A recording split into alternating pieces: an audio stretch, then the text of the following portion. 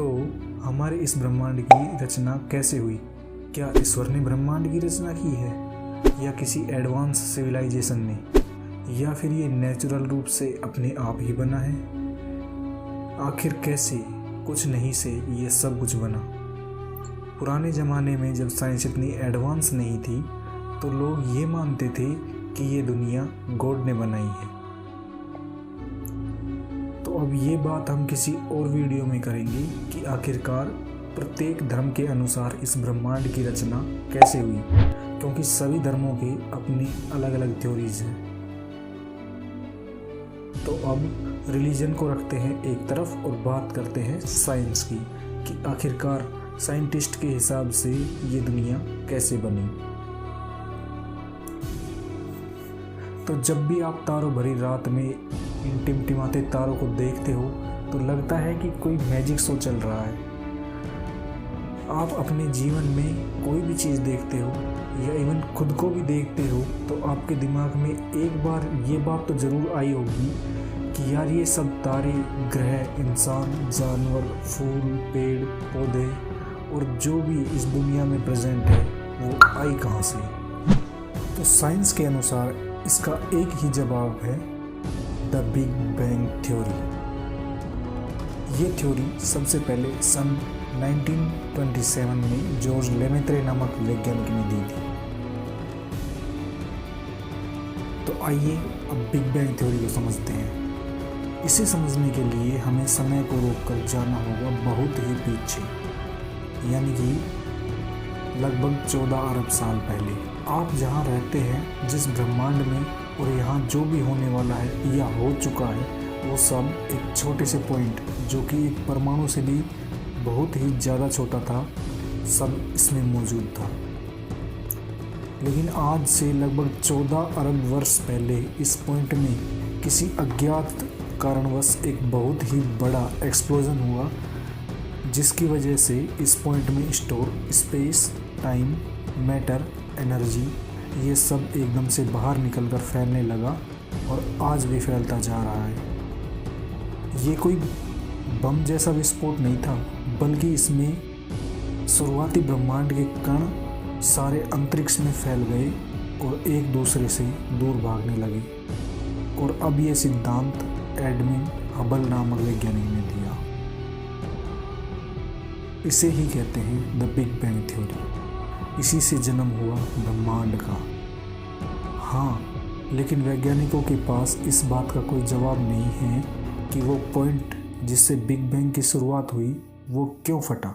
Big bang शुरू होने के केवल 1 सेकंड के 1 करोड़वें भाग में वो छोटा सा पॉइंट अचानक हमारे सन से भी ज़्यादा बड़ा हो गया।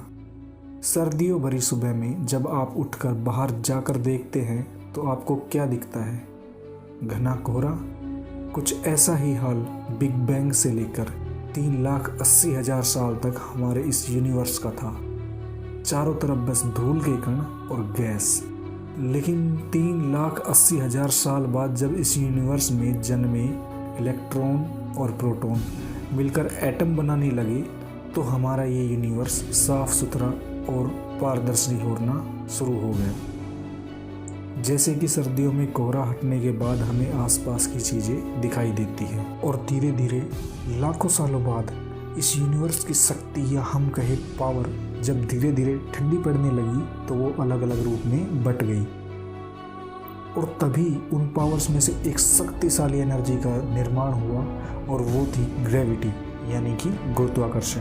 आप सभी ग्रेविटी के बारे में तो सब अच्छी तरह से जानते हो, लेकिन उस समय ये ग्रेविटेशनल पावर ही आज हमारे होने की वजह बनी। तो आइए अब समझते हैं कि कैसे हम इंसानों के एग्जिस्ट होने के लिए ग्रेविटी का कितना बड़ा योगदान है। जब हमारा यूनिवर्स बन रहा था तब इसमें हाइड्रोजन और धूल के कण बहुत ही बड़ी मात्रा में उपस्थित थे। ग्रेविटी के होने के कारण ये हाइड्रोजन और धूल के कण करोड़ों सालों तक आपस में एक जगह इकट्ठा होते गए और एक समय ऐसा आया कि जब इन पर ग्रेविटी की ताकत इतनी ज़्यादा हो गई कि वहाँ मौजूद हाइड्रोजन और धूल के कण बहुत ही ज़्यादा कंप्रेस हो गए। और कंप्रेस होने की वजह से हाइड्रोजन में शुरू हो गया न्यूक्लियर फ्यूजन। और इस तरह से जन्म हुआ इस ब्रह्मांड के पहले तारे का। और इसके बाद तो अब तक नहीं पता कितने ही तारे बने और ख़त्म भी हो चुके हैं। इसी बनने और नष्ट होने के बीच जन्म हुआ हमारे स्टार सन का भी।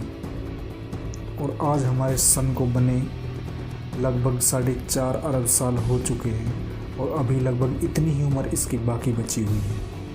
अब बात करते हैं हमारे सौर मंडल और इसमें उपस्थित ग्रहों की कि ये आखिर कैसे बने। जब हमारा सन बना तो अब भी इसके बाहर बहुत ज़्यादा मात्रा में धूल के कण और गैस बच गई थी। ये छोटे छोटे कण और गैस सन की ग्रेविटी के कारण इसके चक्कर लगाने लगे थे। धीरे धीरे समय के साथ ये धूल के कण आपस में टकराने लगे और ग्रेविटी के कारण आपस में चिपक कर बड़े बड़े पत्थर जैसे दिखने वाले एस्ट्रॉयड का निर्माण करने लगे। और इन एस्ट्रॉयड ने ही ग्रेविटी के कारण आपस में मिलकर निर्माण किया बुध, शुक्र, पृथ्वी और मंगल ग्रहों का, जिन्हें हम रॉकी प्लैनेट कहते हैं। धूल के कणों के अलावा बची हुई गैसों ने निर्माण किया जुपिटर, सैटर्न, नेपच्यून, यूरेनस ग्रहों का, जिन्हें हम साइंस की भाषा में कहते हैं गैस जाइंट। अब बात करते हैं हमारी प्यारी धरती की। हमारी धरती शुरू से ही ऐसी नहीं थी। अर्थ हमारे सोलर सिस्टम का तीसरा ग्रह है। अब जब हमारा सन 4.5 अरब साल पुराना है तो हमारी पृथ्वी भी लगभग उतनी ही पुरानी होगी। आखिर ये है तो हमारे सन का ही हिस्सा। जब हमारी पृथ्वी शुरुआत में बनी तो एक बड़ा सा ऑब्जेक्ट आकर हमारे अर्थ से टकरा गया, जिससे पृथ्वी का साइज और बड़ा हो गया। लेकिन इस टकराव के कारण पृथ्वी के कुछ टुकड़े टूटकर अंतरिक्ष में चले गए और वही टुकड़े पृथ्वी की ग्रेविटी की वजह से इसका चक्कर लगाते लगाते आज मून का रूप ले लिए हैं। तो देखा आपने कैसे सब कुछ एक दूसरे से जुड़ा हुआ है। सन ने जन्म दिया पृथ्वी को और पृथ्वी ने जन्म दिया हमारे मून को। और बस तब के बाद से अरबों सालों तक धरती में बहुत से चेंजेस हुए और आज इस समय प्रेजेंट में ये ग्रह हमारे रहने लायक बना है। तो इस वीडियो में आपको पता लगा होगा कि कैसे हम इंसानों से पहले क्या क्या हुआ इस ब्रह्मांड में। तभी तो ये यूनिवर्स हम इंसानों की समझ से परे है। आज के लिए बस इतना ही। आपको ये वीडियो कैसी लगी कमेंट में ज़रूर बताएं और चैनल को सब्सक्राइब करके जाना। धन्यवाद।